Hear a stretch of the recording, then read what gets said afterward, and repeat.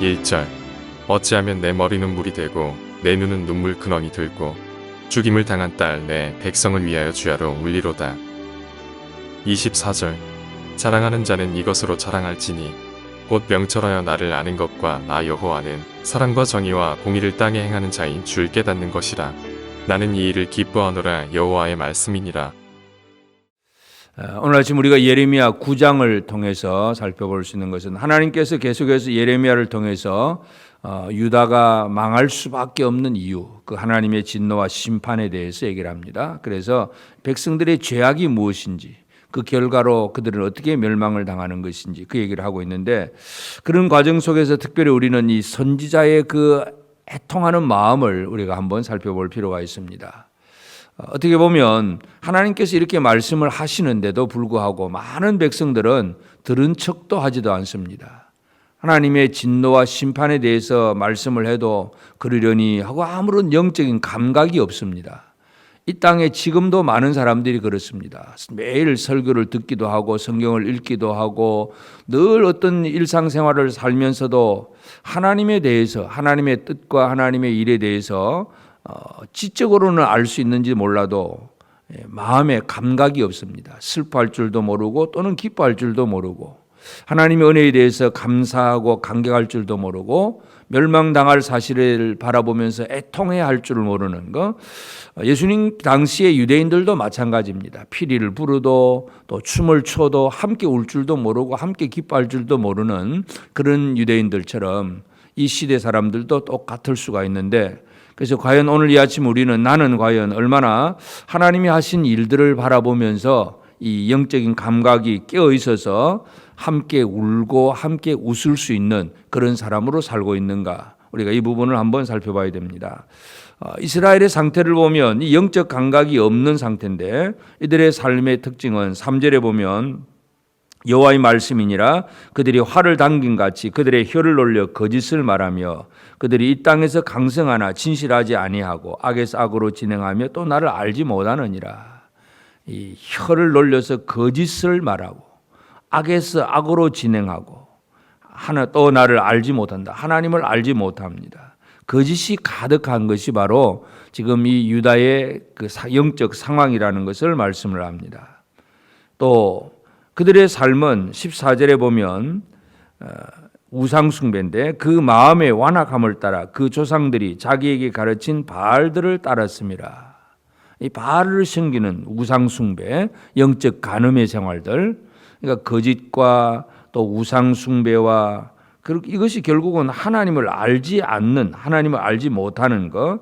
6절에 보면 내가 사는 곳이 속이는 일 가운데 있도다. 그들은 속이는 일로 말미암아 나를 알기를 싫어하느니라. 하나님 알기를 싫어합니다.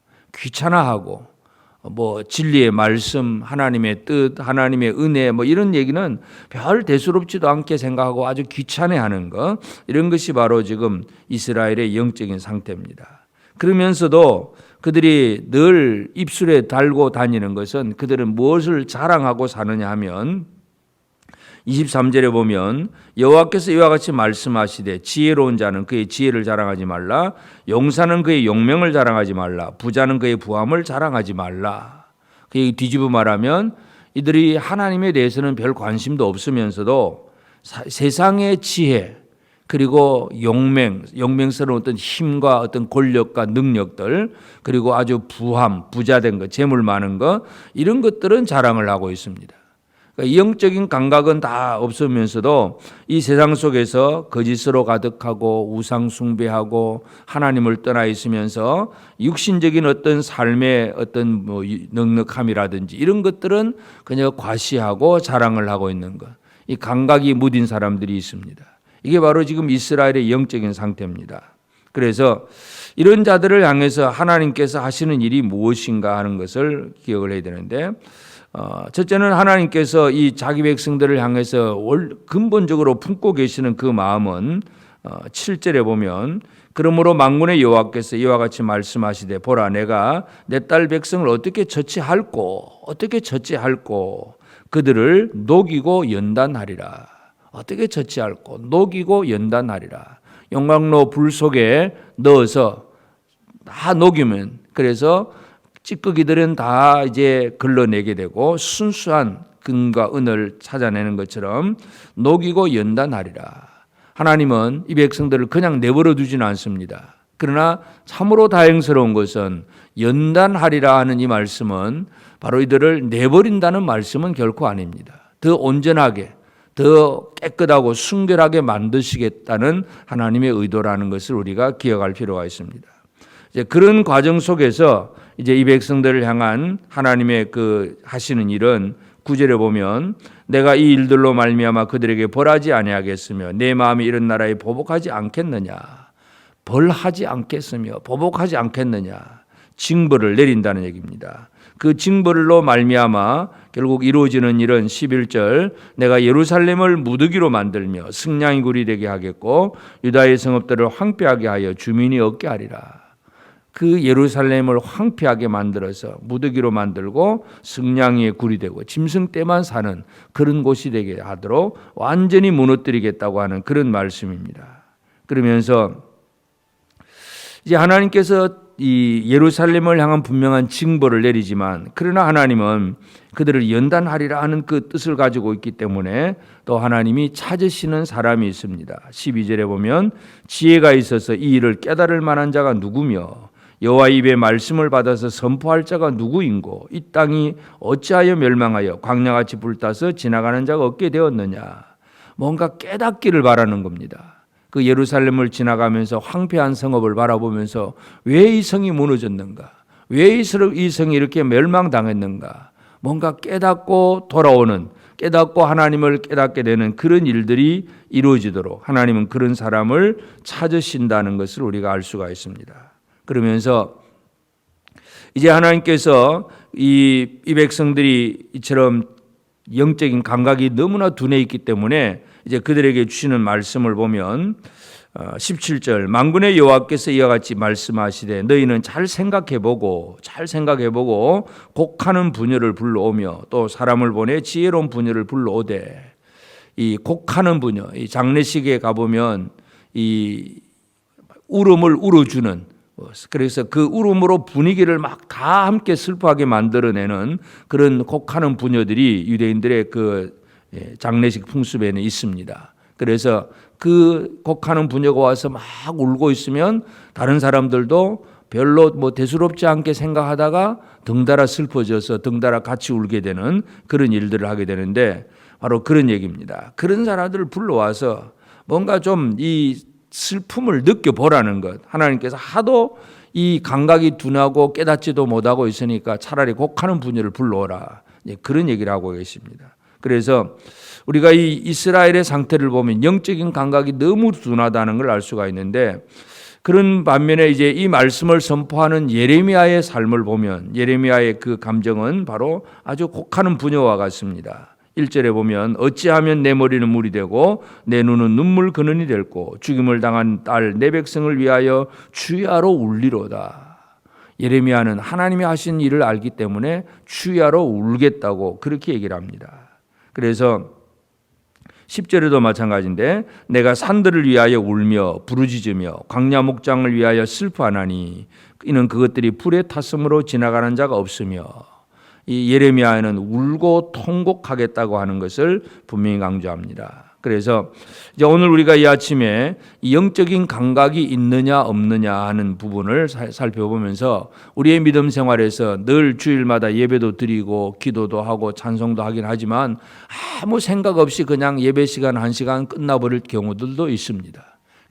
뭔가 머리로는 깨달았긴 했지만 진정한 자기의 죄악을 깨닫고 뉘우치고 회개하지도 아니하고 하나님의 은혜가 풍성함에도 불구하고 감사하고 기뻐할 줄도 모르고 그냥 형식적인 신앙생활만 하여 나가는 그런 삶이 되어서는 안 됩니다. 오늘 이 아침 우리는 이 예레미야를 통해서 이 이스라엘 유다의 영적 상태가 어떤 상태인가를 하나님은 말씀하셨는데 그들은 전혀 깨닫지도 않고 있습니다. 그래서 하나님은 곡하는 부녀를 불러와서 좀 우는 분위기라도 한번 만들어봐라. 이제 그렇게 말씀을 하시는입니다.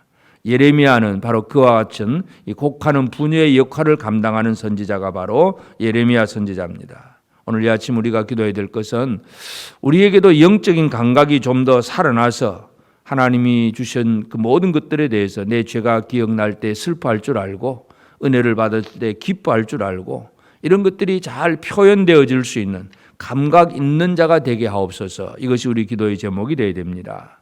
그리고 우리는 이 땅에 있는 지혜나 용맹이나 또는 부함이나 이런 것들을 자랑하는 자가 아니라 24절에 자랑하는 자는 이것으로 자랑할지니 곧 명철하여 나를 아는 것과 나 여호와는 사랑과 정의와 공의를 땅에 행하는 자의 줄을 깨닫는 것이라. 진짜 자랑할 것은 하나님을 아는 것이 자랑거리입니다.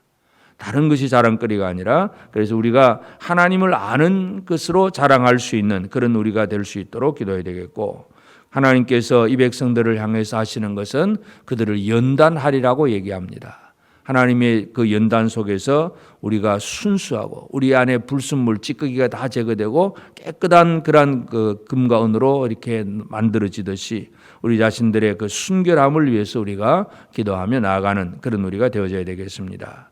오늘 우리가 예레미야 9장을 통해서 이스라엘을 향한 하나님의 뜻이 무엇인가 다시 한번 기억하며 이 시대를 향한 하나님의 뜻도 마찬가지입니다. 하나님은 우리를 연단하시고 또 우리가 뭔가 하나님이 하시는 일들을 바라보게 될 때에 깨닫고 울어야 할 때 울고 웃어야 할 때 웃을 수 있는 깨어있는 자, 뭔가 살아있는 자가 되기를 원합니다. 이 세상의 것으로 자랑하는 자가 아니라 하나님을 아는 것으로 자랑하는 그런 하나님의 백성들이 되기를 원하심을 다시 한번 기억하면서 오늘 이 하루 하나님의 뜻 가운데서 영적 감각이 살아있어서 늘 하나님의 뜻에 대해서 깨어있고 그래서 하나님의 그 뜻을 알고 울 때 울고 웃을 수 있는 사람, 또 세상의 것으로 자랑하는 자가 아니라 하나님을 아는 것으로 자랑할 수 있는 우리 자랑거리가 있는 복된 우리 모든 성도들의 삶이 꼭 되어지기를 주의 이름으로 축복합니다. 기도하십시다. 이제 오늘 받은 말씀으로 함께 기도하겠습니다. 영적 감각이 살아있는 자가 되어서 하나님의 은혜를 알고 기뻐할 줄 알며 하나님의 징계와 심판을 보고 슬퍼하며 애통하는 삶을 살게 하옵소서.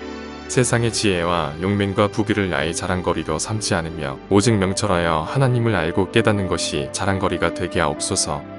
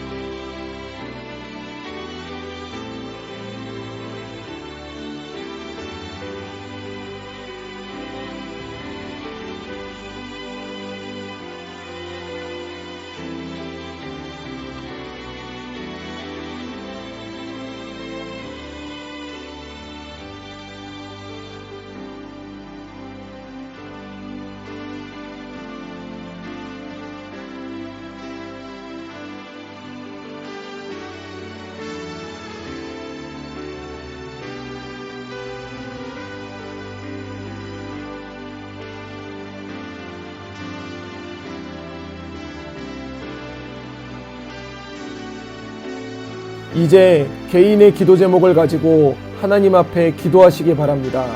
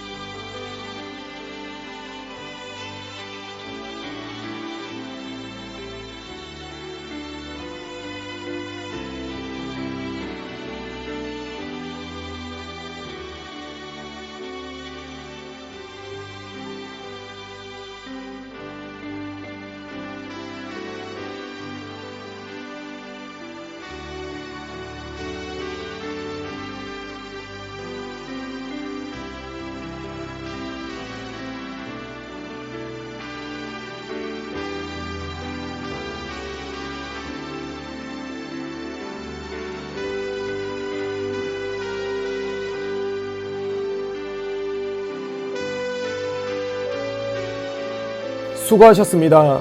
오늘도 하나님의 인도하심 가운데 승리의 하루를 보내시는 우리 재건부평교회 모든 성도님들이 되시기를 주님의 이름으로 축복합니다.